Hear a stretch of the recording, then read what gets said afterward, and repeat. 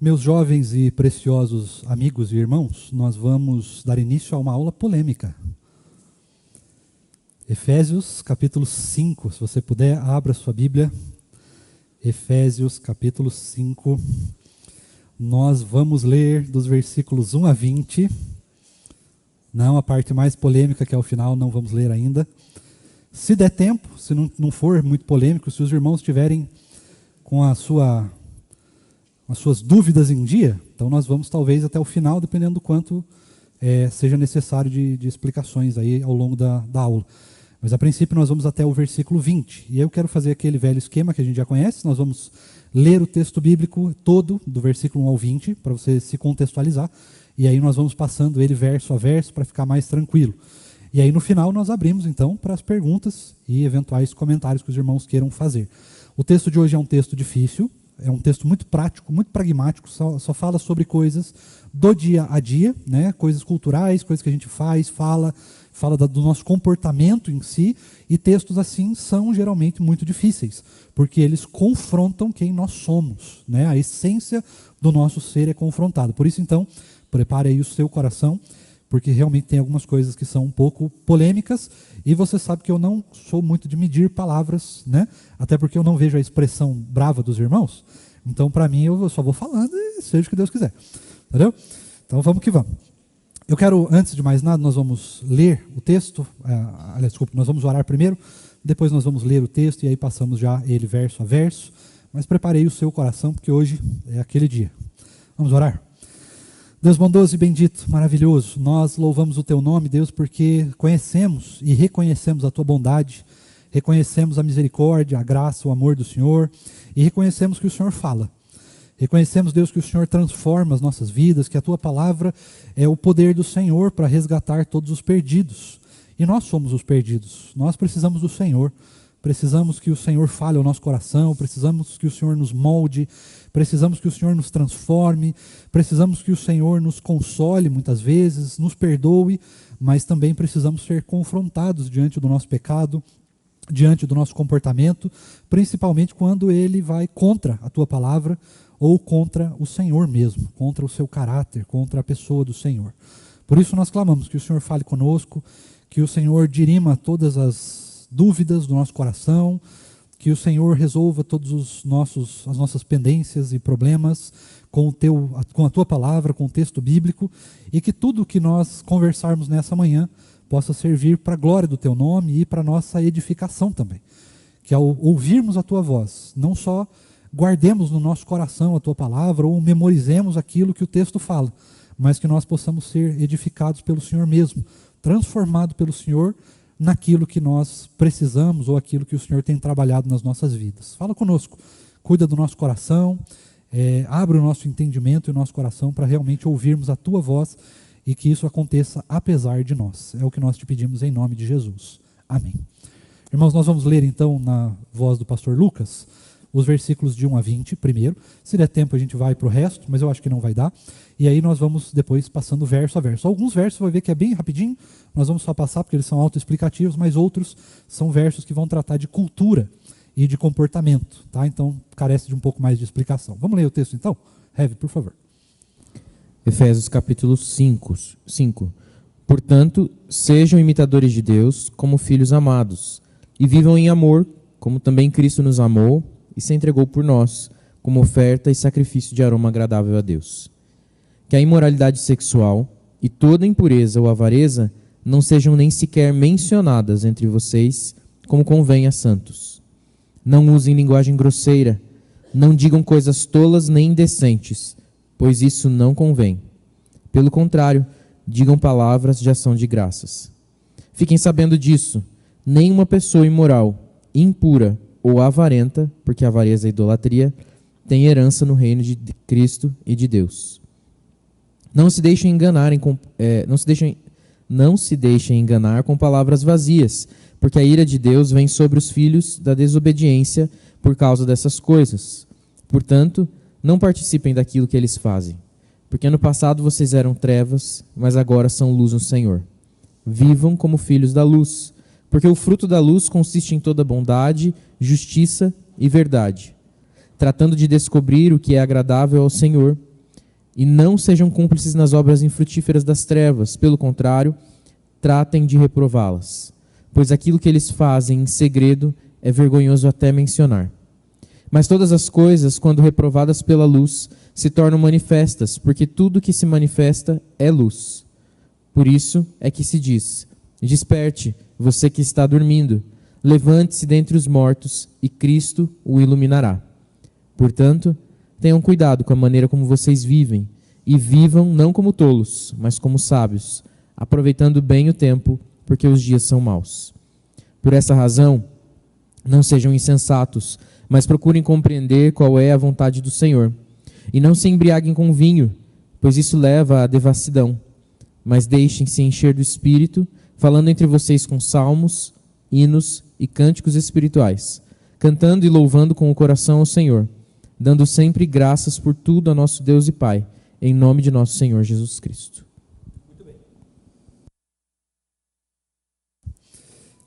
Muito bem, então você reparou que o texto ele fala sobre muitas questões de comportamento, do nosso próprio comportamento.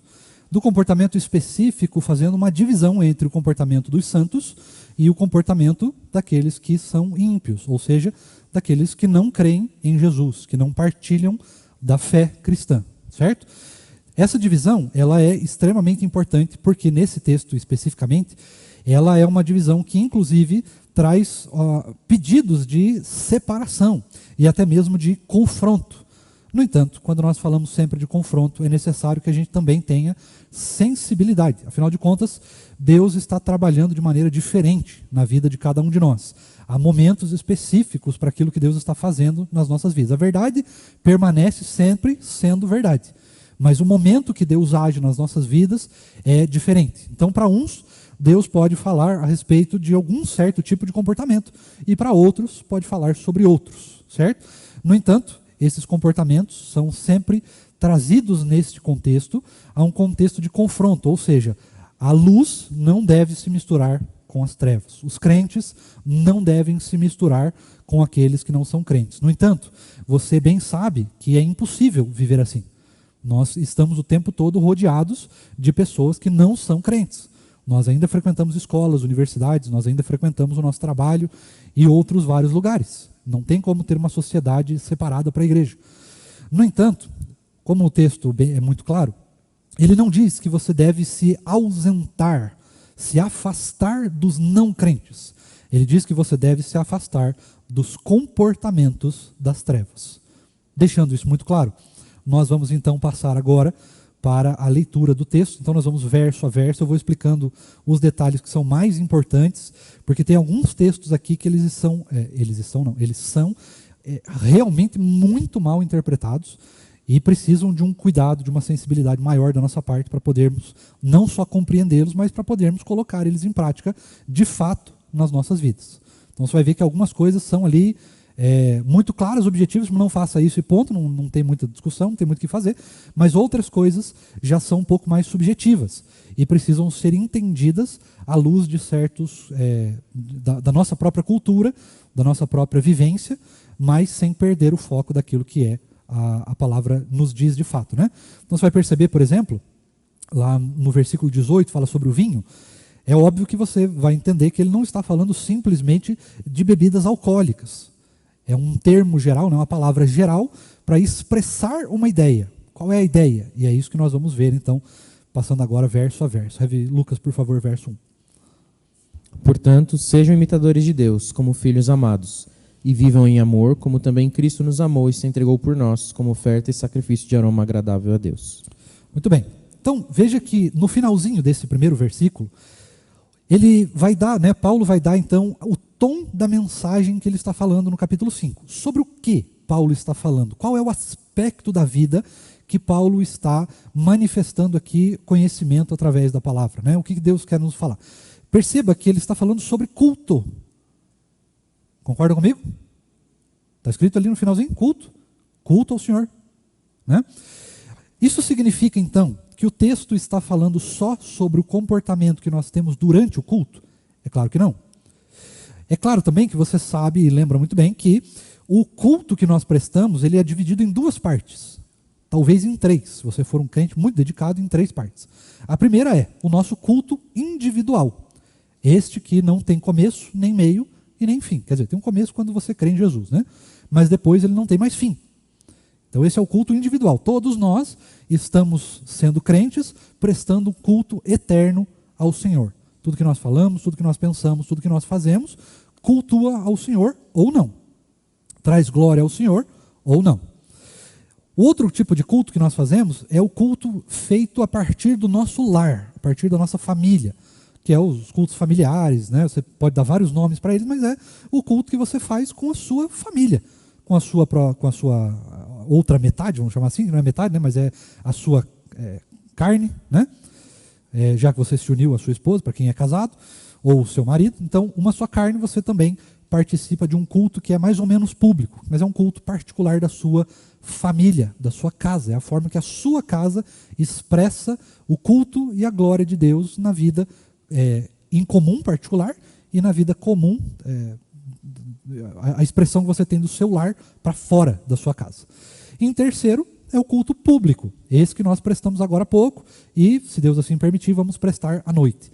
Então, esse culto, ele acontece, né, de maneiras diferenciadas, mas ele acontece 24 horas na nossa vida. Portanto, tudo o que o texto está nos dizendo deve ser levado para todos os momentos. Não há separação entre um lugar e outro. Não há separação entre um tipo de público e outro, ou de um evento ou outro. Então, eu sou mais santo quando eu estou no culto público da igreja, mas quando eu estou na minha vida particular, eu não preciso ser tão santo assim.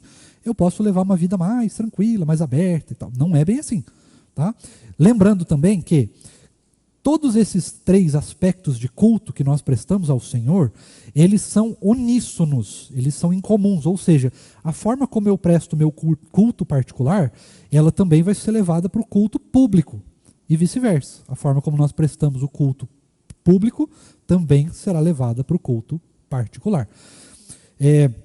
Muito me incomoda, e aqui eu vou fazer uma rápida pastoral, muito me incomoda, os nossos irmãos, todos nós, na verdade, inclusive eu, quando nós saímos do culto, como se a gente tivesse ido para um show, assim, como tivesse ido para um evento qualquer.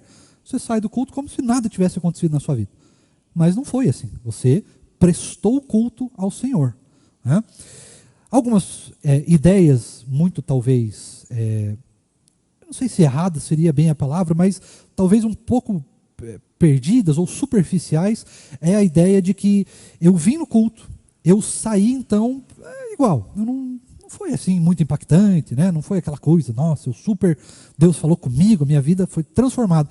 Então, algumas pessoas, você já deve ter ouvido isso, talvez até você já tenha falado, eu mesmo já falei algumas vezes, vão dizer o seguinte: então eu vim no culto e eu não senti a presença de Deus. Acho que é por isso, daí né, não fez tanto efeito. Irmão, a presença de Deus, ela não é uma coisa que vem de fora. Não é algo extraordinário que é derramado por Deus. O que é derramado por Deus pode ser alguma coisa mais específica, como lá em Pentecostes, por exemplo, né? O derramar do Espírito, algum tipo de dom, alguma manifestação sobrenatural, isso até pode acontecer. Mas a presença de Deus, ela é constante na vida do crente. Afinal de contas, o que é a presença de Deus? A presença de Deus é o Espírito Santo que habita em nós. Essa é a presença de Deus. Então, se você disser, não sentir a presença de Deus no culto, você está dizendo que o Espírito não estava em você. Em resumo, é isso. Então, precisamos tomar cuidado como nós levamos as nossas vidas, porque é muito comum, isso acontece muito conosco, nós levamos a nossa vida daquela maneira dialética, ou seja, dupla. Eu tenho uma vida na igreja eu trato as pessoas de um jeito, eu ajo de um jeito, eu falo de um jeito, eu penso de um jeito. Quando eu estou na minha casa, eu penso de outro jeito, eu falo de outro jeito, né, e coisas do tipo. Ou em outros locais, né, que talvez nem deveriam ser frequentados por crentes, mas isso a gente vai ver mais para frente. Então, nesse primeiro texto, nessa primeira parte, Paulo vai começar dizendo, e aqui vai nortear todo o esquema do texto, sejam imitadores de Deus. Assim, em todos os aspectos, né? No amor de Cristo, ajam como Cristo agiu, pensem como Cristo pensava, falem como Cristo falava, ajam imitando o Senhor. Se você olha para alguma situação na sua vida, você olha para a ação da palavra, para aquilo que a palavra diz, você fala, cara, isso aqui não me parece muito bíblico. Então não faça. Né? É simples assim.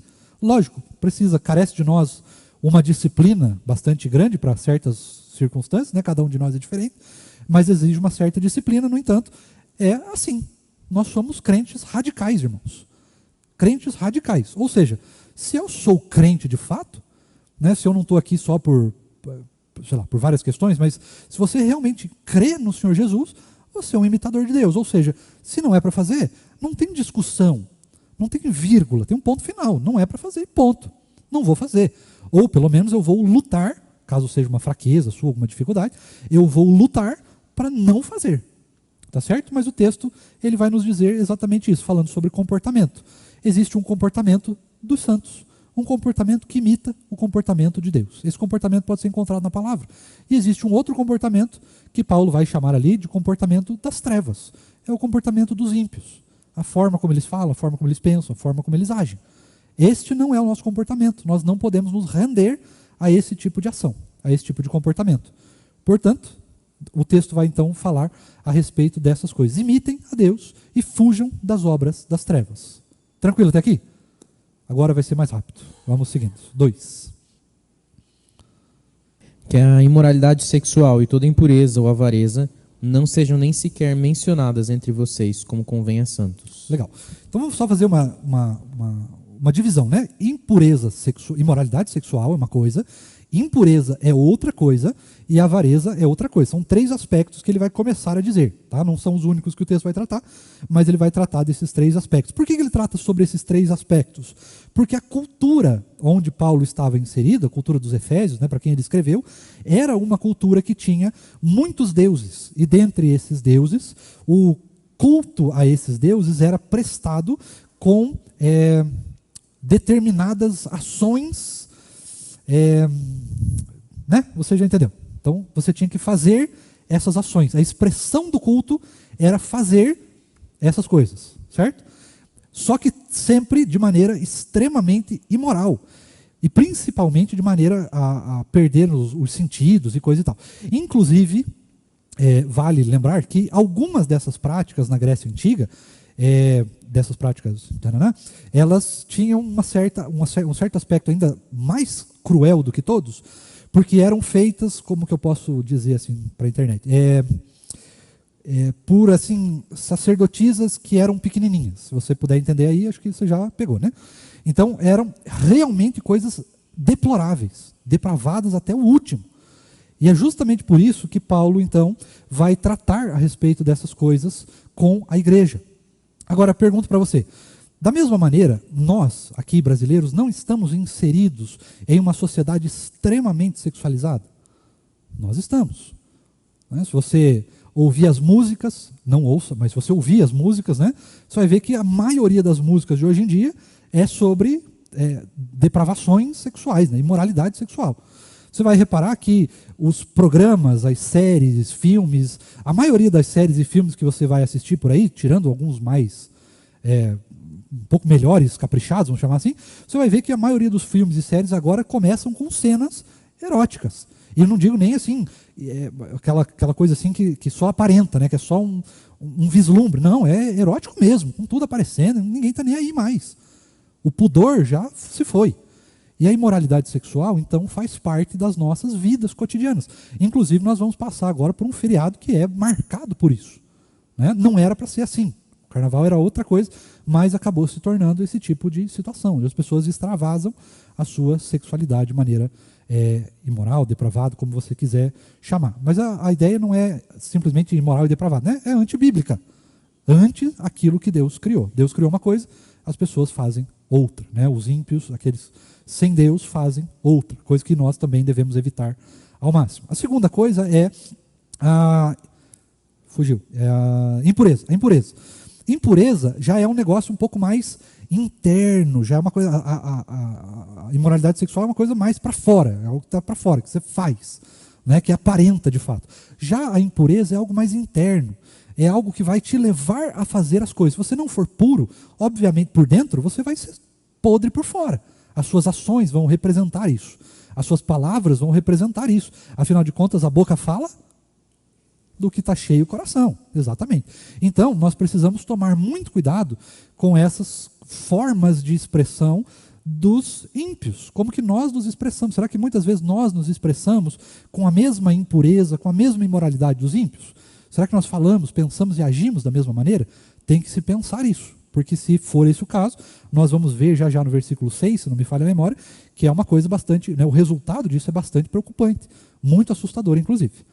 Mas nós temos também a última parte, né, a última palavra desse texto, que é a avareza, que é o apego pelas riquezas, o apego pelo dinheiro, apego excessivo, aquele apego que leva à idolatria. Não é só assim um cuidado que você tem com as suas coisas, mas é de fato uma idolatria. E nós precisamos tomar realmente muito cuidado com a idolatria, principalmente nos dias de hoje, que nós estamos sendo cada vez mais cotados, né, por influencers e coisa e tal, aí, a uma vida desregrada, a uma vida cheia de impureza e imoralidade, uma vida cheia de buscas por riquezas que são imorais, que são tidas de maneira ilícita, de maneira imprópria, de maneira a prejudicar outras pessoas para se conseguir essa riqueza, de maneira ostensiva, no sentido de que você vai ficar ostentando essa riqueza.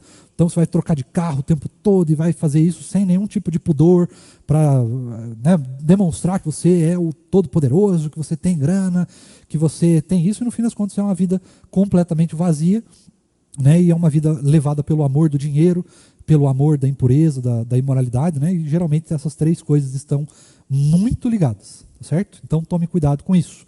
Verso 4. Você me permite?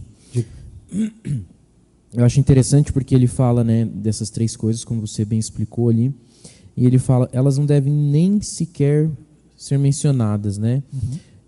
Isso não quer dizer que é só para a gente não falar, mas que dirá falar, se não é nem para falar, que dirá assistir, ouvir, fazer, imitar, normalizar, né? Uhum. E eu fico pensando em quantas situações que a gente, porque daí a gente muitas vezes pensa naquilo que é escrachado, absurdo, e a gente não percebe aquilo que é sutil e também é impuro, é imoral e é avarento, né? Exato. Então, eu diria até, se você olhar, o que acontece? Muitas vezes a gente leva para um lado assim, muito sentimental isso, né? E sempre para o lado do fazer.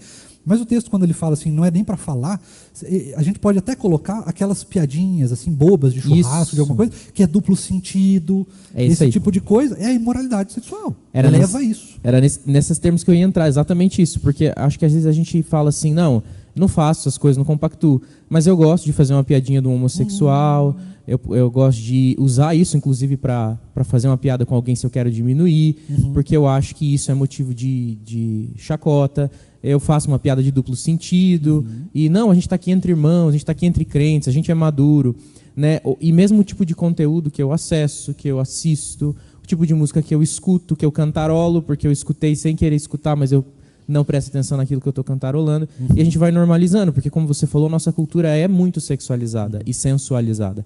Então a gente é muito bombardeado mesmo sem querer, porque você está aqui, passa um carro de som na rua tocando uma música que você não escolheu ouvir. Mas eu posso escolher o que fazer com aquilo que eu ouvi, né? Então eu não preciso perpetuar aquilo na minha mente. E quanto mais eu me abasteço dessas coisas, mais sugestionado e mais contaminado eu vou ficando. E é muito sutil isso, né? Exato. Então talvez a normalização de determinados conteúdos que a gente acessa, seja como você falou, em séries, em filmes, talvez tenha coisas que a gente pode se poupar de ver e de se expor a isso, não tem necessidade, né? Músicas, então, nem se fala. Literatura, enfim, páginas da internet, e aqui eu não estou falando de coisas explícitas, eu estou falando de coisas sutis mesmo, né? Que a gente às vezes se permite ver e normalizar, assistir, ouvir, praticar, falar, brincar, né? E todas essas coisas. Então nem sequer mencione. E eu fico pensando assim, né? Quando criança, de levar uma bronca da minha mãe, eu não quero nem ouvir falar disso. Ela não estava falando que era só para parar de falar. Era que esse assunto não era para ser suscitado de maneira nenhuma, que dirá falar sobre ele, né? Então eu acho que é isso que o texto está falando. Não é só para de falar sobre essas coisas, mas não fala, não faz, não olha, não pensa, não vai atrás, não normaliza, porque tudo isso não deve nem sequer ser mencionado entre vocês. Né? Isso vale, inclusive, se a gente trazer para um lado mais nosso, assim, para aqueles vídeos das criancinhas dançando no TikTok, para postagens no Instagram que você queria só mostrar uma roupa nova, mas aí aparece lá os adolescentes fazendo biquinho e coisa e tal. Todas essas coisas, elas não são, a pessoa em si não estava fazendo com a intenção, mas quem está olhando pode estar, né? Então, são coisas que são levadas, assim, não é uma fala explícita, a pessoa não está falando, verbalizando, mas ela está demonstrando. Ou seja, é uma fala pelo corpo, né? O corpo fala. Da mesma maneira que a nossa voz sai e se pronuncia em palavras, o nosso corpo, os nossos gestos, as nossas ações também falam. Então é necessário tomar cuidado. E por isso que eu falei no começo, disciplina. Isso aqui não é fácil. Não é um negócio que você estala o dedo assim, não, eu estou aqui tranquilo, faço. Eu posso dizer que eu sou melhor que vocês nisso, porque eu não vejo nada. Eu passo reto de ver muitas coisas. Mas isso não significa que o meu coração também está imune à imoralidade, né? Então, é uma disciplina que o nosso coração precisa estar de acordo, principalmente com as nossas fraquezas. Cada um de nós tem a sua, certo? Então, a gente precisa cuidar muito disso. Lembrando que nós não estamos fazendo isso porque você vai ser repreendido, nem porque você eventualmente vai ser pego e vai passar por alguma vergonha. Mas nós fazemos isso por causa do amor que nós temos por Cristo, certo? Qualquer outro tipo de disciplina que você crie, com relação a isso, ela vai falhar. Ela sempre vai falhar. Porque ela está sendo criada por questões humanas e não por uma questão espiritual. Então tome muito cuidado com isso. Próximo. O Rev, eu vou bater um pouco mais numa tecla do que você falou, porque eu acho que é uma coisa que eu vejo muito.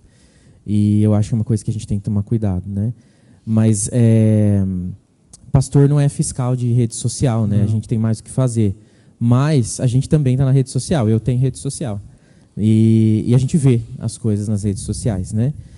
E eu vejo o quanto é normalizado a exposição do corpo nas redes sociais. E isso faz parte de menção de imoralidade sexual, de impureza. Porque esses dias, ontem ainda falava com um casal sobre isso, que eu ouvi uma frase que é tão óbvia, mas se a gente não parar para pensar, a gente faz as coisas sem pensar, né? Que toda imagem ela tem um interlocutor. Sim. Tudo que é feito, produzido de imagem, ele tem o objetivo de alcançar alguém e um grupo específico. Né? Então, quando você tira uma foto que ela sugere sensualidade, você não está falando, vamos celebrar a vida das crianças no mundo. Mesmo que você coloque um versículo na legenda da sua foto. Exato. Então, você está passando uma mensagem de exposição do seu próprio corpo. E isso passa por fotos de decotes, fotos de meninos sem camisa, fotos na praia desnecessárias, muitas vezes. E a gente tem que tomar cuidado com tudo isso. Ensaios sensuais, e é muito normalizado, porque o mundo normalizou. E a gente não quer ficar por trás, por baixo, a gente não quer ficar para trás, né? Aliás, e a gente acaba normalizando essas coisas e traz para a nossa vida também. E aí publica nas redes sociais esse tipo de coisa. E eu não estou falando só de adolescente, não. Que claro, é muito fácil a gente pensar de jovens fazendo isso. Mas tem muito adulto também, né, se expondo dessa maneira nas redes sociais. Cada vez mais. E isso é um tipo de normalização da impureza, da imoralidade sexual, né? Eu falo muito sobre isso, irmãos, porque eu tenho uma prima adolescente que é modelo lá no Rio Grande do Sul.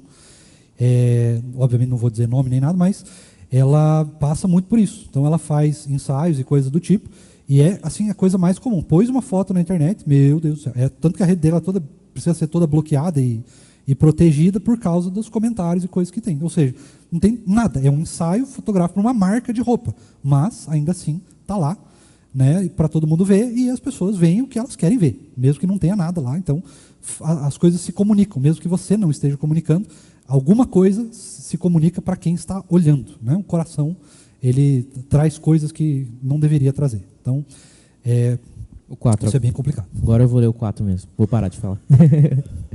Não usem linguagem grosseira. Não digam coisas tolas nem indecentes, pois isso não convém. Pelo contrário, digam palavras de ação de graças. Esse texto é bastante sugestivo e bem fácil, né? Então, assim, não seja um cavalo, na verdade, não seja um cavalo estúpido, ignorante. Fale com amor, com carinho, com respeito, né? E, logicamente, seja firme com as suas expressões, mas também não seja uma pessoa grosseira. Não seja estúpido, né? Se alguém te der bom dia, dê bom dia. Seja uma pessoa gentil, né? Então, cuidado com a linguagem grosseira, com a linguagem que aqui tem duplo sentido nesse sentido, né? A grosseira no sentido da estupidez e a grosseira no sentido de aquelas palavras curtas, rápidas, que ofendem realmente, né? Que querem ofender, e daquelas expressões que são estúpidas no sentido de que elas são ignorantes, que daí é a segunda parte, né? A linguagem tola. que é linguagem tola? São aquela piadinha de mau gosto, é aquela coisa que não deveria existir, ou que você, às vezes, podia falar assim, cara, acho que eu vou pensar melhor antes de dizer isso aqui. É aquela coisa que fica na ponta da língua, mas você fala, não vou falar, deixa para lá. Não precisa, não tem necessidade, né? Não carece de necessidade. Então, é a linguagem imatura, é o jeito de falar. Né? O nosso jeito de falar também precisa ser um jeito santo. É lógico que, eventualmente, a gente às vezes acaba soltando uma ou outra palavra, mas uma e outra palavra pode ser até um acidente, não tem problema. Não é disso que a palavra está falando, ela está falando de método. Ela está falando do tempo todo. A pessoa ser assim, ela falar desse jeito o tempo todo. Se você soltou um negócio, cara, me arrependi, não devia ter falado, perdão, desculpa, tudo bem. Você falou, né, soltou ali, foi um acidente. Foi um acidente, tudo bem. Mas a palavra fala daquilo que a gente faz repetidamente, que a gente leva para a nossa identidade. Então tome cuidado com isso, tá? Essa fala grosseira, seja gentil, firme, porém gentil, se você quiser falar as coisas, né? Então não adianta nada você falar também sem amor, né? Ser uma pessoa cavala nesse sentido, né? Não seja assim. E também não seja imaturo, né? Fale as coisas com convicção, com certeza, com verdade, lembrando da palavra, baseadas na palavra e não a respeito de qualquer coisa do gênero, tá certo? São esses os aspectos ali. A gente precisa tomar cuidado com isso também. A nossa linguagem é muito importante. Né? Cuide. Aqui a gente poderia falar talvez do palavrão. Cuide com o palavrão. Né? O palavrão, inclusive, se você parar para pensar, você vai reparar que a maioria dos palavrões que a gente usa, eles têm uma conotação sempre sexual. Muito difícil, não que seja de fato, porque eles quando foram criados não era para isso, mas no sentido geral, a maioria dos palavrões, as palavras que são consideradas palavrões, linguagem vexatória e coisas do tipo, são ligadas à imoralidade sexual, né? A diminuir os outros. Então, sempre cuide disso. Lembre-se de colocar talvez como que Jesus falaria, né? Será que Jesus falaria desse jeito, dessa forma? Agiria, né, pensando nesse sentido. Então, cuide com aquilo que você fala, com aquilo que você escreve nas redes sociais. Às vezes a pessoa quer falar alguma coisa, talvez pela mágoa, pela angústia, pela tristeza, alguma coisa do gênero, pela raiva, ira, acaba se pronunciando nas redes sociais também com ira, com raiva, com grosseria. Então é tomar cuidado também, não só com o que a gente fala, mas também com aquilo que a gente escreve, aquilo que a gente pronuncia. Tá certo? Acho que esse é mais tranquilo. Não tem muito aqui a gente se aprofundar, mas cuide com o que você fala. Próximo. Fiquem sabendo disso. Nenhuma pessoa imoral, impura ou avarenta, porque a avareza é idolatria, tem herança no reino de Cristo e de Deus. Aqui eu nem preciso explicar, né? Então aqui está autoexplicativo. Então, tome cuidado com essas coisas, porque essa faz parte das listas de coisas que as pessoas quem pratica demonstra que não tem os frutos do Espírito, portanto, praticam os frutos da carne, e os frutos da carne não herdarão o reino dos céus. Então tome cuidado com isso. Tá? Leve isso muito a sério, de fato. 6. Não se deixem enganar com palavras vazias, porque a ira de Deus vem sobre os filhos da desobediência por causa dessas coisas. O que é uma palavra vazia? Né? Talvez a sua expressão, né? Olhando para você agora para o passado, o que é uma expressão vazia, né? Uma ideia vazia? No contexto de Paulo, lembre-se que a gente está falando de um contexto grego. E o contexto grego era um contexto rico em filosofias. Não é? Então é disso que Paulo está falando. Não vivam pelas filosofias, não deixem ser enganados pelas filosofias vãs, mas vivam por aquilo que é verdadeiro. Qual é a filosofia verdadeira do crente? Por qual filosofia, por qual ideologia o crente vive? Pela palavra. Certo? Então, é basicamente isso. Não tem muito segredo aqui. Viva pela filosofia de Cristo, pela filosofia da palavra, e não pelas vãs filosofias desse mundo. Isso aqui vale, por exemplo, para as pessoas que dizem que são as coisas, sabe?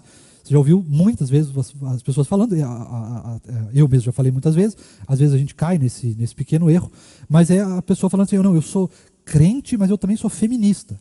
Ou você é crente ou você não é nada, meu filho. Né? Não tem meios termos, não tem complementos para as coisas. Não tem como você ser um ou outro, ou os dois juntos. Você tem que ser, você não tem como ser os dois juntos. Você tem que ser ou um ou outro. A gente tem que parar de tentar viver a nossa vida cristã com base nas filosofias desse mundo. Isso vale para tudo. Não, pastor, eu sou conservador, porque a palavra ela é conservadora. Não, a palavra não é conservadora. A palavra é a palavra. A palavra é a palavra. Pode ser que alguma coisa dentro de alguma ideologia, dentro de alguma filosofia ou alguma coisa do gênero, possa ali vir de encontro com alguma coisinha. Mas isso não significa que uma está baseada na outra. Tá? A palavra não se baseia em nada, embora algumas coisas possam se basear nela. Tá certo? Então cuide com as coisas que a gente fala no sentido de ser. Não, eu sou tal coisa. Você é crente. Você é filho do Deus vivo. Ou então você é a coisa que você diz que é. Tá certo? Então tome cuidado com aquilo que você transforma na sua identidade a partir da filosofia, da ideologia. E isso vale para absolutamente tudo. Eu citei 2 casos, mas isso vale para tudo. Então tome cuidado com vãs ideologias. A ideologia do crente, a filosofia do crente é a palavra. Nós somos baseados na palavra. Ah, pastor, então eu não posso pensar politicamente de tal maneira, eu não posso pensar a sociedade de tal maneira. Até pode, né? Mas você pode apenas pensar, não ser. Percebe a diferença? Pensar, todo mundo pensa. Ser já é um negócio que você levou para a sua identidade. É quem você é. Então tome cuidado com isso, porque hoje muita gente é uma coisa dizendo que é outra. Tá certo? Então tome muito cuidado com isso. Cuide com as vãs filosofias. 7. Não vai chegar até o 20. Vou ler aqui que o pastor precisou sair rapidinho. Tudo bem. Portanto, não participem daquilo que eles fazem. O 7 é só isso. Continua o 8? Pode ir para o 8. O 7 não tem que explicar nada, né? Porque no passado vocês eram trevas, mas agora são luz. São luz no Senhor. Vivam como filhos da luz. Esse é tranquilo também. Deus tirou a gente do reino das trevas, nos trouxe para o reino da luz. Ou seja, agora que nós somos novas criaturas, nós não partilhamos mais das obras do passado, das obras que estão nas trevas. Nós vivemos uma outra vida, nós vivemos na luz. E, portanto, precisamos nos manter na luz, porque o nosso coração sempre é tendencioso a voltar para as trevas. Tá certo? 9. Porque o fruto da luz consiste em toda bondade, justiça e verdade. Aqui é legal a gente fazer uma distinção rápida. O que é o texto fala 3 coisas, certo? Justiça, me ajuda a lembrar ali, verdade e bondade. No que ele está falando essas coisas? Que tipo de bondade, que tipo de justiça, que tipo de verdade? Ele está falando de Cristo. Quando nós vivemos pela bondade, pela justiça e pela verdade, é a verdade, a bondade e a justiça de Cristo. Não a bondade do mundo, ou a bondade da igreja, ou a bondade do nosso coração. Mas é a bondade, a verdade e a justiça de Cristo. Tá? Então, também precisamos tomar cuidado com isso. Às vezes a gente leva a bondade para o nosso coração, a gente quer a justiça do nosso coração. Sempre nós vivemos pela bondade, pela justiça e pela verdade de Cristo. Eu sou o caminho? Ninguém vem ao Pai a não ser por mim. Então tome bastante cuidado com essa expressão, porque a gente pode levar, né, para a nossa verdade, para a nossa bondade e para a nossa justiça, quando nós temos que viver por essas coisas, mas a partir daquilo que Cristo nos ensinou e não aquilo que nós queremos ou achamos que é certo ou errado. Tá certo? 10. Tratando de descobrir o que é agradável ao Senhor. Aqui é muito legal, porque nós temos uma expressão aqui, tratando de descobrir aquilo que é agradável ao Senhor. Parece uma coisa assim, estranha, né? Esse texto está aí, mas basicamente o que Paulo está nos dizendo é: aprenda a servir ao Senhor. Aprenda qual é a vontade de Deus. Leia a palavra.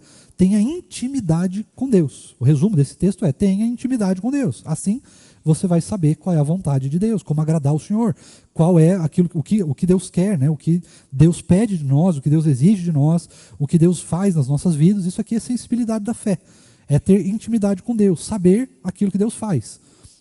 Poderíamos até trazer um exemplo. Por exemplo, você sabe, imagino que já nessa altura do campeonato todo mundo sabe, que nós não teremos acampamento de carnaval, por exemplo. Tá certo? Não teremos esse acampamento. Então, você pode olhar para essa situação e falar assim: puxa, que tristeza, né? E é uma tristeza mesmo, no ponto de vista humano. Agora, o que Deus quer com isso? Você já parou para pensar nisso? Por que não teve? Será que foi apenas uma condição humana? Ou será que teve alguma coisa além, por trás? Vamos imaginar, no pior dos casos, um cenário catastrófico, terrível, abominável, que a gente fosse fazer o acampamento de carnaval, todo mundo sai em caravana aqui da igreja, um comboio. E esse comboio sofre um terrível acidente no meio do caminho. Como que nós vamos saber que Deus nos livrou? Tendo intimidade com Deus. Sabendo que, se uma coisa aconteceu ou deixou de acontecer, não é por causa de homens. Porque quando Deus quer fazer alguma coisa, ninguém impedirá. Certo? Vocês creem nisso? Maravilhoso. Então, quando alguma coisa dá certo ou dá errado, é porque tem algo de Deus atrás. E nós precisamos de ter sensibilidade e de ter fé para compreender, para perceber o que Deus está fazendo a partir daquilo que acontece nas nossas vidas. Tá certo? Então, tenha intimidade com Deus. 11. E não sejam cúmplices nas obras infrutíferas das trevas. Pelo contrário, tratem de reprová-las. Aqui também não posso dizer nada, né? Não participe das obras das trevas, sejam elas quais forem. Então não seja corrupto, não seja devasso, não participe de imoralidade, de impurezas e coisas do tipo. Cuidado com aquele negócio das falas, cuidado com as festas que você vai, os lugares, as coisas que o mundo faz. Nós precisamos evitar.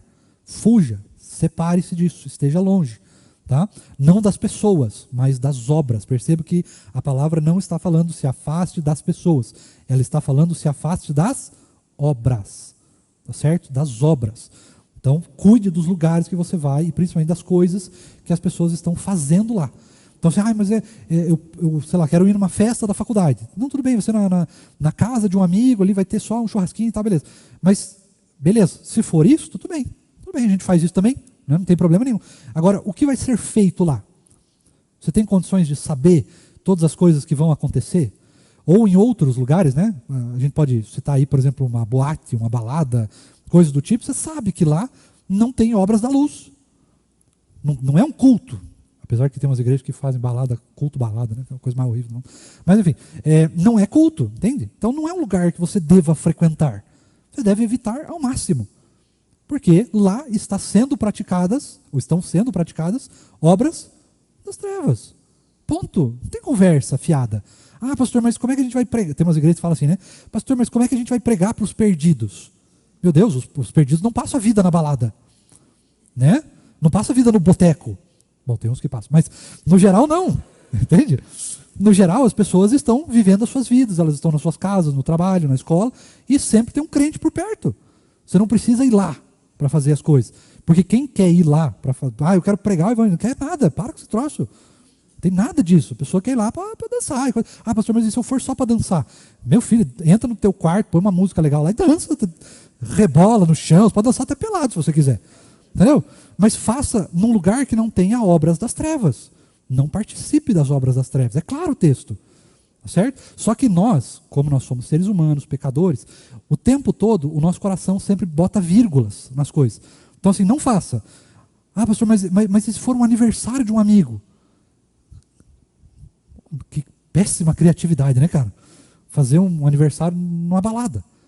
Qual que é a intenção por trás? Porque o problema daí não é o lugar, mas é a intenção, é a obra que está por trás. Aquilo que quer alcançar, aquilo que quer almejar. Tá certo? Eu já vi muito crente, aqui eu vou apizinhar, eu já vi muito crente participar de casamento crente. E a galera sair de lá carregada, crente. Daí no domingo de manhã estava aqui no culto. Não aqui na igreja aqui, mas estava no culto. Como se nada tivesse acontecido. Eu fico, meu Deus, gente, qual é? O que está passando na cabeça da pessoa? Será que é crente de verdade mesmo? Porque tem coisas que você não faz. E não tem desculpa, não tem vírgula. Tem coisas que você não faz. Obras das trevas. A gente não participa de obras das trevas. Ah, pastor, então não pode beber, não pode fazer não sei o quê, não pode fazer nada. Não é isso. Você só tem que prestar atenção no que é uma obra das trevas. E isso vale para tudo. É lógico que eu falei aqui de comportamento e coisa e tal. É lógico, você não vai também numa parada da comunidade, que eu não posso falar que o YouTube prejudica os vídeos. Mas você não pode ir lá. Ah, pastor, mas tem um monte de gente que vai para pregar o evangelho. Não sei se é o melhor lugar para ir para isso. Não sei se eles estão abertos naquele momento. Pode, talvez, em vez de demonstrar amor e graça de Deus, levantar ódio. Então tem que ter responsabilidade, tem que ter sabedoria nas coisas que a gente faz. E tem que ter compromisso com Deus. Se a gente sabe que não é fazer, não faça, cara. Não faça, não fique dando desculpas ou vírgulas para as coisas. Não, mas pastor, veja bem, não é bem assim. Não, eu não vejo bem, não fale assim. Tá certo? Então, assim, tem que tomar cuidado, irmãos. Precisamos tomar cuidado. Obras das trevas não são pra gente. Ponto final. Fuja delas. Parece, eu sei que daí, nossa, a gente não pode fazer mais nada. Pode. Você só não pode fazer obras das trevas. Então tome cuidado com isso. pense, né, repense aí seu coração, como é que você participa das coisas, como é que você está. Se você vê que o negócio está indo por um caminho meio estranho, vai embora. Né? Peça licença, desculpa, eu vou voltar para casa. Não precisa mentir, não precisa enganar, não precisa fazer nada, mas olha, estou indo para casa. Acho que passou do meu ponto, passou da minha hora, valeu, estamos juntos, é isso aí, obrigado pelo convite, mas acho que parou por aqui. Se for uma pessoa muito próxima, você pode dizer, olha, está indo por um caminho que você sabe que eu não aprovo, que eu não gosto e tal, então eu prefiro me retirar para também não ser o chatão que vai estragar a festa de todo mundo. O crente não precisa estragar a festa dos outros. A gente precisa sim apontar o caminho de luz, mas a gente não precisa ficar suscitando ódio nas pessoas, tá certo? Mas também a gente não pode participar das coisas com a desculpa de que não, eu estou indo lá para ser luz no meio das trevas. Para com isso, cara. Para com isso, você vai ser mais trevas do que... É capaz que as pessoas lá sejam luz do que você ser a luz, entende? Então, cuidado. Cuidado, fuja das obras das trevas. Isso vale para tudo, para essas coisas que eu falei, mas isso vale para assim, fulano, vamos fazer um esquema aqui para pagar menos imposto, vamos fazer um negócio aqui, porque é um esquema aqui para ganhar um dinheiro aqui, mas não é legal, sabe? Não é muito certo, mas vamos fazer aqui. Isso aqui vale para tudo, irmãos. Obras das trevas, obras que não glorificam ao Senhor. Fuja delas, né? Não participe das obras das trevas, tá certo? Que eu quis pegar um pouquinho mais pesado, mas é importante para a gente saber. Ou nós somos da luz, ou nós somos das trevas. Não tem meio termo. A luz de Deus, ela não tem um botão. Agora eu ligo, agora estou na luz. Apaguei, agora estou na escuridão. Não. Né? Ela ou você está num lugar ou está no outro. Não tem meio termo. Então, por isso que a fé ela é radical e compromissada. Ou você tem compromisso com Deus, ou você tem compromisso com as trevas. Não tem meio termo. Não tem. Meio termo não é com Deus, meio termo já é com outra entidade, se é que você me entende. Né? Aí é cheio dos meio termo. Fala, meu querido. Só espera o microfone chegar até o senhor. Uma coisa que nós temos visto muito é como nas leis a gente busca as brechas para valorizar aquilo que nós estamos fazendo de modo em que não é correto. Uhum. A gente sempre procura isso daí. Que nem casamento evangélico hoje está se tornando algo muito, muito triste, como você disse. Eles vêm buscar a bênção, depois eles vão para a maldição. Uhum. Porque a partir de 7 horas da noite já tem DJ, luzes, aí vem dança da garrafa, aí vem de tudo. Não sei como é que se transforma aquilo ali.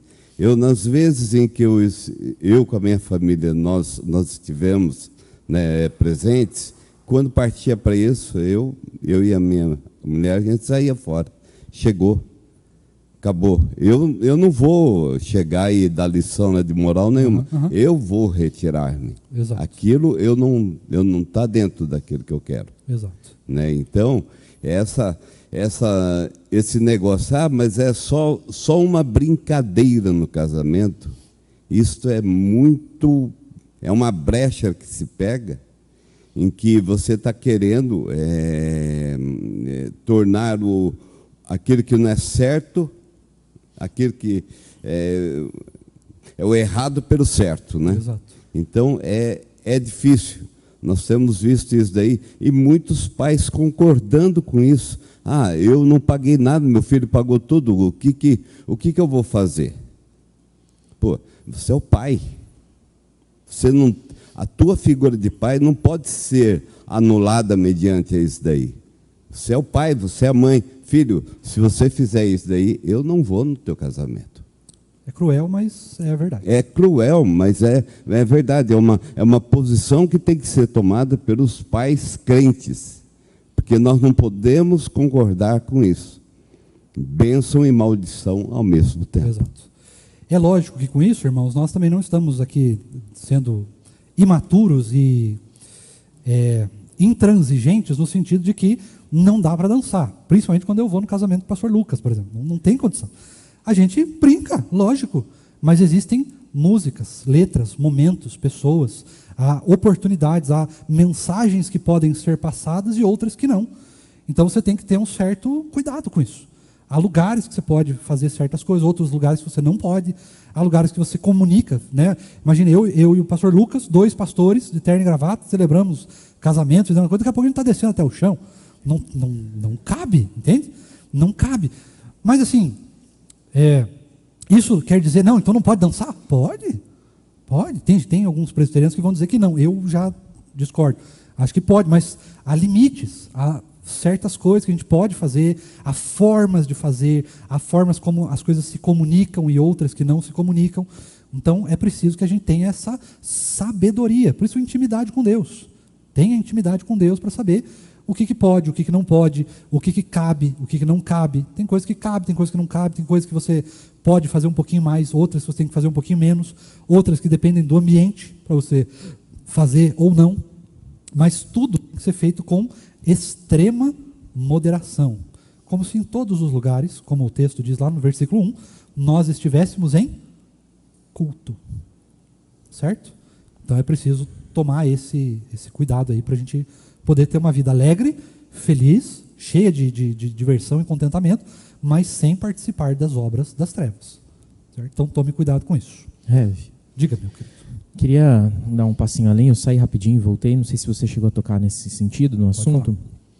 Se eu estiver sendo redundante, por favor, me avise. Mas no começo ele fala sobre coisas que a gente não deve mencionar, coisas que a gente não deve imitar, fala que isso não, né, as pessoas não têm parte com isso, fala para a gente não se misturar com as trevas, porque nós somos da luz. E aqui ele é muito expresso, ele diz, tratem de reprová-las. Isso. E aqui eu acho que a gente tem que olhar com atenção, porque a gente tem uma cultura de que é chato falar muitas vezes, né? Então, por exemplo, o irmão até citou aqui, né? O ambiente está inadequado, eu saio. E a gente tem que sair mesmo para um ambiente inadequado. E vai ser chato, vai ser ruim. E vai ser chato, vai ser constrangedor. Mas eu acho que a gente pode ir um passo além na reprovação, que é falar sim, é falar. É tomar a posição de falar. Principalmente quando a gente está falando de um outro cristão. Talvez se a gente está falando de um casamento de um ímpio, por exemplo, ou não só de um casamento, mas um ímpio fofocando, a gente não tem o que chamar a atenção. Ele é ímpio, ele não tem esse padrão. Agora, se é um irmão que partilha da mesma fé, que olha e diz para a palavra assim, essa é a minha regra de fé e de prática, qual é o constrangimento que eu tenho de lembrar ele da verdade? Eu não posso ter esse constrangimento. E eu falo isso porque, eu posso falar isso acho que com tranquilidade, porque nós estamos aqui entre irmãos, embora esteja na internet, mas a igreja ela precisa ser cuidada, é que acontece isso muito dentro da nossa igreja. Chega muito para a gente situações em que as pessoas viram, sofreram, se calaram e vieram. Pastor, aconteceu tal coisa. E a minha vontade muitas vezes é dizer, meu irmão, mas era você que tinha que ter dito, não tinha que ter contado para mim. Se posicione, trate de reprovar essas coisas. Porque a gente não está em todas as situações. E não é só a missão do pastor, não é só a missão do presbítero, não é só a missão do diácono, do professor de escola bíblica reprovar, porque eles estão em posição de autoridade. Mas um cristão tem o papel de lembrar o outro da verdade. Meu irmão, assim como eu estou te lembrando, talvez eu vou precisar que um dia você me lembre também. Então lembre que isso é fofoca, lembre que isso é mentira, lembre que isso é imoral, lembre que isso não é o que a palavra fala, isso é uma linguagem grosseira, isso é... Enfim, a palavra vai dizer na instrução. A gente não pode ter constrangimento de lembrar o outro da verdade, porque é a verdade. Exato. Porque ele mesmo disse, não foi eu que disse para ele que ele acredita na Bíblia, ele falou para mim, eu acredito na palavra do Senhor. Então eu estou fazendo um favor, eu estou ajudando ele, que diz que crê na palavra como eu creio, lembrando ele da verdade, quando ele falta com a verdade. Né? Eu acho que a postura é correta no sentido de eu não vou lá chegar no casamento e falar, para a música, para tudo, né? Está errado. Mas será que depois eu não posso conversar com aquele noivo, aquela noiva, com aquele pai e a mãe que são cristãos, né? Será que depois eu não posso ir lá falar com o meu irmão que eu vi ele mentindo, ou talvez na hora mesmo falar, meu irmão, isso não é verdade, isso é mentira. Será que eu não posso falar, gente, vamos parar com essa conversa, porque ela estava boa até que virou fofoca, acho que agora não tem mais interesse. Né? Ela não condiz mais com a gente, essa conversa. Irmão, tá vendo essa atitude que você tomou? Essa atitude não é boa, chama de lado, mas fala. Fala, não fala de maneira a expor, humilhar, não fala de maneira que você vai se sobrepor ao outro, mas de maneira amorosa, exorta em amor, né? E corrige, porque a Bíblia é muito clara. A gente não só pode não ser cúmplice, mas a gente precisa reprovar, trate de reprovar. Né? Então, não é uma... pode ser que você precise reprovar, não. Reprove. É um ato que precisa ser cumprido. Eu acho que a gente tem bastante dificuldade com isso, pela cultura do constrangimento, da vergonha. Não, é vergonhoso eu ficar chamando a atenção. Eu vou falar? Como que eu vou falar? A gente tem que reprovar. Né? Não porque a gente é dono do outro, mas por amor ao outro. Porque toda vez que eu não reprovo alguém, que eu vejo fazer algo errado e eu digo que amo essa pessoa, eu estou, na verdade, fazendo a manutenção do erro dela e permitindo que ela continue caminhando para o erro. Se eu amo, eu preciso corrigir. É assim que a gente faz com os filhos, na verdade. A gente corrige por amor, por mais difícil que seja. Por mais, às vezes, que seja dolorido para o pai e para a mãe ficar corrigindo, precisa corrigir por amor. A gente corrige o nosso irmão por amor. Não por superioridade, mas por amor e por recomendação da própria palavra. Né? Exato. Vamos um pouquinho mais só? Daí a gente já para, porque não vai dar tempo de terminar. Eu não quero que vocês fiquem sentados muito tempo, porque, né, as nossas costas não precisam, não merecem isso. Então vamos um pouquinho mais, e aí a gente já para, e daí na semana que vem eu continuo, que daí as polêmicas continuam, né, principalmente na semana que vem. Mas segue lá, acho que a gente estava no 12. Pode ir para o 13. Mas todas as coisas, quando reprovadas pela luz, se tornam manifestas, porque tudo que se manifesta é luz. Aqui a gente pode ter uma interpretação errada no sentido que assim, então beleza, então apareceu um pecado lá, então esse pecado agora se tornou certo, porque ele veio para a luz. Não é isso, né? É claro que não é isso que o texto está dizendo. Ou seja, quando uma coisa é reprovada, a luz incide sobre ela para que ela não se repita. É isso que o texto está dizendo. Uma coisa reprovada pela luz se torna aparente. Olha, isso aqui é errado, foi reprovado pela luz, ou seja, não é para praticar. Não é mais para a gente fazer, não é mais para se repetir. Então é nesse sentido. Daí aqui é um texto de manutenção, né? De cuidado que a gente deve ter com as obras da luz. Reprovamos as obras das trevas, e aí aquilo que nós reprovamos se torna manifesto na luz, e aí nós sabemos, todos nós sabemos, uníssono e de bom tom, que nenhum de nós deve praticar essas obras. E se praticar, está na luz, as pessoas estão vendo. E se elas estão vendo, elas têm, então, o dever, como a gente acabou de falar, de exortar os irmãos que aquilo está incorrendo em erro, né? Está passando do limite, dos limites que a palavra nos permitem, dos limites da liberdade de Cristo. Tá certo? Vamos ao 14? Eu vou voltar no 12 que eu pulei aqui. Pulou? Falha minha, desculpe. Pois aquilo que eles fazem em segredo é vergonhoso até mencionar. É verdade. Isso aqui é... Ui. Irmãos, esse texto aqui é um dos que a gente usa. Talvez aqui possa ser um pouco mais realmente delicado, mas esse é um dos textos que nós usamos, por exemplo, para dizer que um crente não deve participar de uma sociedade secreta. Certo? Deus não gosta de nada que seja oculto, que seja secreto. E aqui, é claro que não é só para isso. Mas, por exemplo, deixa eu citar um exemplo que é, inclusive, do nosso cotidiano, que a gente pode fazer, mesmo, talvez, assim, com toda a boa intenção do mundo, mas a gente acaba nisso errando. Principalmente nós, como presbiterianos. E, puxa vida, como a gente erra nisso. Veja, por exemplo, uma sociedade interna. Nós vamos fazer uma eleição da UPA, no final do ano, tadinhos da UPA, né? Eu vou colocar eles na berlinda aqui. Não que eles fizeram, tá? Mas só, assim, título de exemplo foi a primeira coisa que veio na minha cabeça. Mas a gente coloca uma sociedade da UPA. E aí a gente vai fazer a eleição. A diretoria atual, então, de 2024, agora, passa o ano e tal, e aí eles vão para a eleição. Na eleição, ou antes da eleição, chega lá, sei lá, um deles, seja eles quem for, não vou nem citar nome nem nada, mas um deles chega lá e começa a passar pelos colegas ali, pelos amigos, pelos irmãos em Cristo. Fala, olha, fulana, vota no ciclano lá, porque o ciclano é gente boa, cara legal, ele consegue fazer as coisas, e você está vendo que tem um monte de coisa errada na UPA, a gente consegue... Cara, isso é corrupção, velho. Nossa, eu falei muito desrespeitosamente agora, né? Mas isso me incomoda de uma maneira, porque isso é corrupção. Isso não é brincadeira. Mas pastor, precisa porque não tem candidato. Não interessa qual seja a resposta, qual seja o motivo. Isso é corrupção. Parece que não, mas a gente só fez ali um acordo. Pelo amor de Deus, acordo é corrupção. Você não faz acordos, a gente não vive por acordos. A gente não vive por coisas secretas, por coisas escondidas. Como eu tenho dificuldade com isso. O bom que vai para a internet esse vídeo, se alguém ver um dia, já vai saber. Se alguém chega para mim numa reunião de presbitério, de sínodo, de qualquer outra coisa, chega, pastor, a gente precisa aprovar o projeto, eu vou mandar para aquele lugar. Desculpa a expressão assim, mas eu vou realmente ficar furiosíssimo. Porque isso é corrupção, isso é coisa do diabo.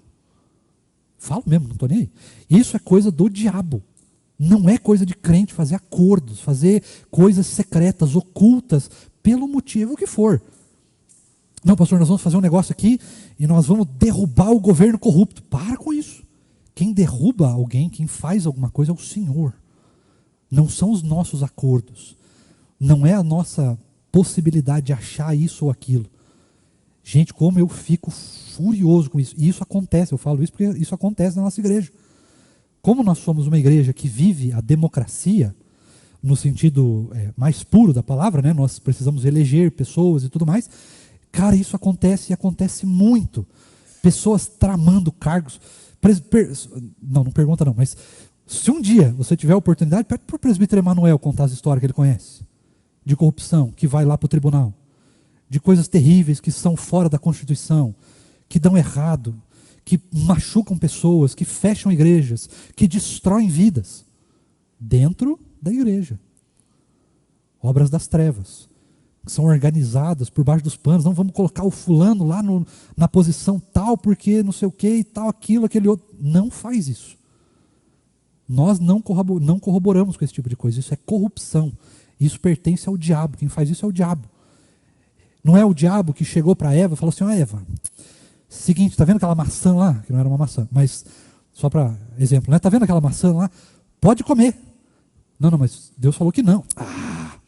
Por favor, você acha que Deus... Não, Deus está tramando. O negócio é muito... Você não sabe das coisas que Deus fala. Ele só falou isso daí por causa daquilo, daquele... Cara, isso é corrupção. Corrupção, nós não participamos disso. O dia que alguém chegar para você e falar esse tipo de coisa, olha, vamos votar no fulano, vamos fazer tal coisa, vamos fazer tal acordo para posso até citar, falar assim, para colocar o presbítero fulano de tal. Cara, isso é corrupção, não faça isso. Não faça isso. Nunca, jamais faça isso. Porque, cara, isso pode destruir uma igreja, sem você perceber. Na maior das boas intenções, das quais o inferno está cheio, você sabe muito bem que isso pode destruir uma igreja. Porque os teus planos podem não ser os planos de Deus. E é justamente por isso que nós entregamos ao Senhor a possibilidade do voto. Porque assim, eu simplesmente vou lá e voto. Qual que é o resultado? Não sei, Deus sabe. Deus elege, Deus muda, Deus faz, Deus levanta e Deus derruba se for necessário, né? Ou Deus simplesmente substitui aquela pessoa, né? Ela faz um bom trabalho e ela é substituída. Ela prestou o trabalho que tinha que prestar, prestou o culto que tinha que prestar naquela função, exerceu os dons e talentos que Deus ministrou a ela, foi capacitada naquela função, terminou a sua função, acabou, Deus vai substituí-la para que outras coisas possam acontecer. Mas isso jamais pode ser levantado por nós. Não pode ser, a nossa igreja, a nossa vida, ela não pode ser feita de acordos, de conluios e de coisas escusas e secretas, né? De planos maquiavélicos são tramados na escuridão. Mesmo que seja bem intencionado o plano. Certo? Por isso que nós temos tanto apreço pelas sociedades internas, por reuniões, por plenárias, por aquela maldita ata que ninguém gosta de escrever, mas é lá que a gente vê a obra da luz. É lá que a gente vê aquilo que foi decidido. Não é oculto. Não é uma reunião secreta que as pessoas decidem alguma coisa e fica por isso mesmo. Isso não pode acontecer. É lógico também, só um parênteses, tá? É lógico também que existem situações, por exemplo, que eu não posso abrir. Mas isso não quer dizer que seja uma obra das trevas. Eu não posso chegar para a igreja, por exemplo, e falar assim: não, irmãos, eu atendi uma pessoa essa semana que fez tal coisa. Não posso fazer isso. Isso é sigilo do gabinete pastoral. Vai chegar um momento que isso pode vir à tona, mas no sentido de que, olha, a pessoa foi curada, passou por um trauma, por uma situação toda e tal, ela foi curada, e agora nós podemos compartilhar que acabou, que a situação que ela estava passando passou, se transformou numa situação de vitória, de alegria, de cura, de contentamento, né, e tudo mais. Agora, tem coisas também que a gente não pode contar porque o plano estraga. Por exemplo, numa reunião de conselho, a gente pode tratar sobre uma reforma que vai acontecer. Se a gente sai abrindo essa reforma, ela pode dar errado. No sentido de que muita gente pode acabar se frustrando, pode acabar fazendo isso, aquilo. Então, tem que ter sabedoria. Mas, sabedoria não significa ocultar coisas. O que é importante, o que é verdadeiro, é falado. É preciso falar. Isso em todas as áreas da nossa vida. casamento, com os filhos, internet, aquilo que você faz no teu celular privado, se você participa de aglomerações que são tidas como secretas, cuide com isso, porque Deus abomina as obras que são realizadas nas trevas. Tá certo?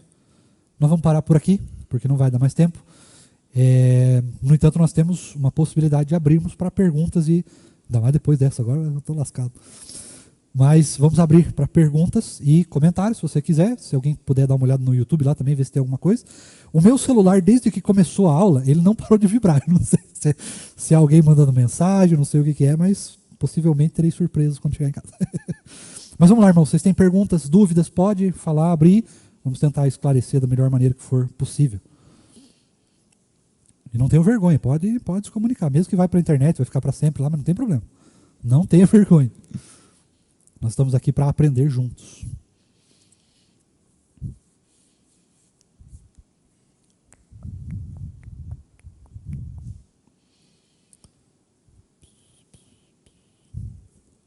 Rev, a irmã Doriana vai falar.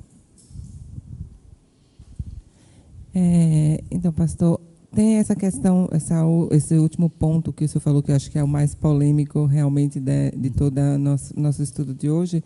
Essa questão do secreto é muito... A gente precisa refletir muito sobre essa questão, porque nós, como seres humanos, temos um defeito incrível de apontar o outro, né? Uhum. Nós sempre colocamos o feito do outro como uma desonra, né? E aí, como na verdade foi colocado, foi explícito, a gente faz aquela coisa que fulano pecou, não está diante de Deus da maneira correta, mas esquecemos exatamente do secreto que nós fazemos, que o outro não sabe, mas que nós temos que sempre nos lembrar que Deus sabe, que Deus está vendo todas as coisas. Exato. Deus está, na verdade, inclusive, sondando o nosso coração o tempo inteiro. Né? Então, assim, acho que muito disso tem a ver com o que nós estamos estudando hoje, porque nós temos, infelizmente, essa mania de achar que aquilo que o outro faz é mais desonroso diante de Deus do que aquilo que nós fazemos. Né? E nós não podemos esquecer que a impureza, o pecado, está entranhado em nós, que nós precisamos todos os dias, em todo instante, estar lutando contra isso. Uhum. Então, o senhor falou nas redes sociais, que muitas vezes a gente fica lá nas redes sociais admirando e contemplando, e muitas vezes aplaudindo coisas que, na verdade, não nos convêm, né? Mas precisamos também cuidar realmente do nosso coração, porque muitas vezes fazemos coisas e achamos que ninguém viu, ninguém está vendo, ok, está tudo certo, diante dos outros eu ainda continuo correto. Mas diante de Deus nós estamos corretos, porque eu acho que, além das sociedades, né, que na verdade existe essa questão do secreto, tem muito das nossas atitudes secretas. Uhum. Né, que aquilo que nós fazemos achando que porque o outro não viu, não tem problema nenhum, porque ninguém sabe que eu pequei. Mas precisamos entender que o secreto não vai ficar secreto por muito tempo. Eu acho que a palavra também quer dizer isso. Tem isso também. Que a luz, na verdade, em algum momento vai chegar naquele secreto que a gente está achando que está fazendo e que em algum momento a gente vai deixar de fazer. Não, mas antes que alguém me descubra, eu deixo de fazer. Uhum. Só que, em algum momento, mesmo você deixando de fazer, Deus vai colocar luz sobre aquilo e aquilo vem à tona. Né? Porque nada que é obscuro fica em secreto. Exato. Né? Perfeitamente. Irmãos, existem duas coisas, talvez três, que a gente poderia dizer que realmente é secreta. Primeiro, a oração que você faz no seu quarto. É o único lugar que Deus te chama para o secreto. Segundo, aquilo que Deus ainda não revelou. E terceiro, o dia em que Jesus vai voltar. Nada além disso deve ser secreto. Certo? Algo mais? Eve, eu quero aproveitar a palavra, sabe as palavras da Doriana sobre... Muito. Isso para voltar naquele ponto que eu falei, né? Porque muitas vezes, na ideia do reprovar, a gente fica muito, vira policial, né? A gente quer ficar caçando o que reprovar no outro. Mas toda vez que eu reprovo, eu sou passivo de reprovação. Exato. Também, né? E eu também tenho as minhas coisas no secreto que precisam ser tratadas, né? Então, para a gente ter um coração humilde, né? Falar com amor quando falar, mas também estar pronto para receber a repreensão com amor também, né? E ser ensinável, ser repreensível para que a gente possa ser corrigido também, né? Da mesma medida que julgarem, vocês também Serão julgados. serão julgados. No YouTube não tem nada, Rev. Não? Mais alguém, irmãos? Vocês estão com vergonha, que eu sei. Eu sei que tem gente que quer falar. São coisas difíceis. Narciso vai falar. Falei, viu? Eu conheço. Vamos falar sobre aquele elefante grande na sala e a maçonaria, Rev. Brincadeira. Não, mas assim, a questão... Reprovada, né? Essa questão da maçonaria, eu acho que é uma coisa que fica muito evidente, ainda mais dentro da IPB, né? Que no passado a IPB teve esse problema. Hoje não tem tanto assim, isso é até previsto por concílio, né? Pelo Supremo Concílio, nos últimos Supremos Concílios isso foi bem batido e isso acabou em tese. Né? Mas a questão disso, pelo que eu vejo, existe muita especulação, né, de testemunhos tendenciosos, na verdade, no meio pentecostal. Existe. E isso acaba virando muito a parte da cultura mística e esotérica brasileira, né, o que é a maçonaria.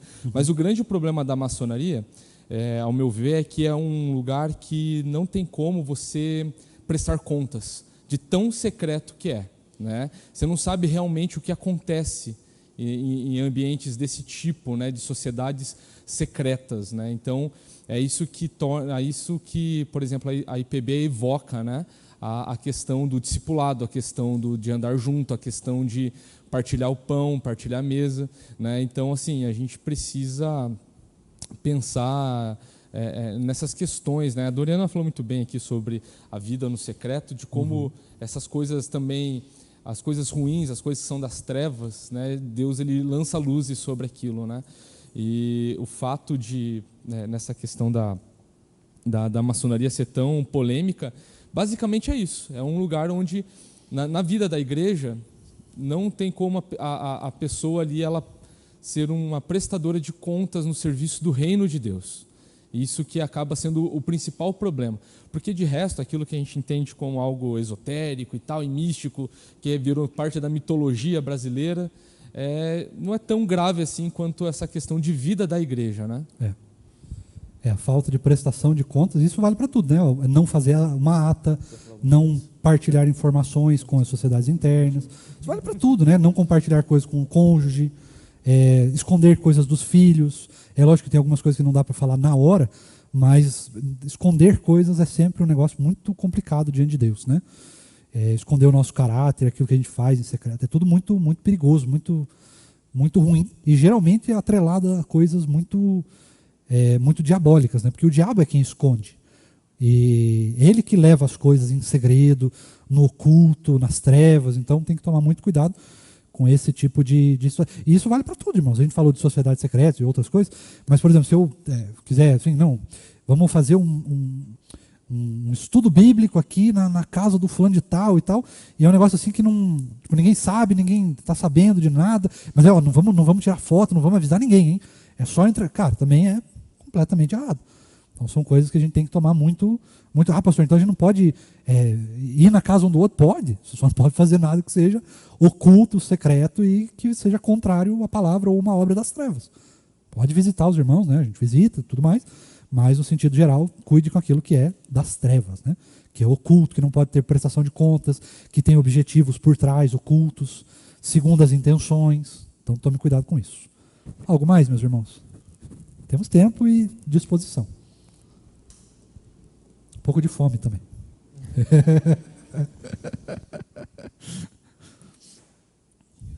Não? Então, na semana que vem, eu continuo no domingo de manhã. E aí nós fazemos, então, paramos no 13, né? Foi o 12 e o 13. Agora paramos no 14, começamos no 14 e vamos até o finalzinho, então. E aí nós vamos pegar a parte ali da bebida, no verso 18. Vamos falar um pouquinho também sobre a parte do casamento. Mulheres devem ser submissas aos seus maridos, sim ou não? Fica para a semana que vem, e aí vai dar pano para lá. Mas é isso aí, vamos orar mais uma vez? Vou pedir para o Rev Lucas, que me auxiliou nessa aula, para orar por nós, e é assim que Deus nos abençoe e nos prepare para o tempo de culto que nós teremos logo mais à noite. Deus abençoe, irmãos.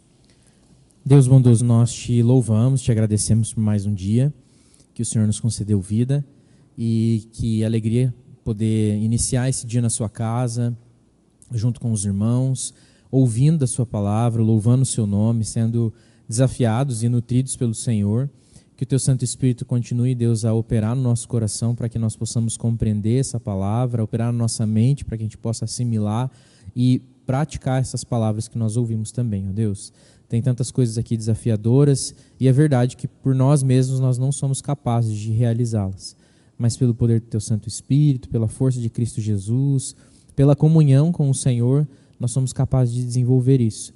E também no exercício da fé em comunidade, no meio da igreja, na família da fé, nós encontramos também força, apoio, suporte e correção para poder viver uma vida santa como o Senhor espera de nós. Sustenta, nos fortalece, dá para a gente um dia abençoado, protegido de todo o mal, e que nós possamos retornar no fim do dia para celebrarmos o Senhor, louvarmos o teu nome, mais uma vez ouvirmos a sua palavra e podermos crescer no Senhor juntos como igreja também. Obrigado mesmo por tudo que o Senhor faz por nós, em nome de Jesus que nós oramos agradecidos. Amém.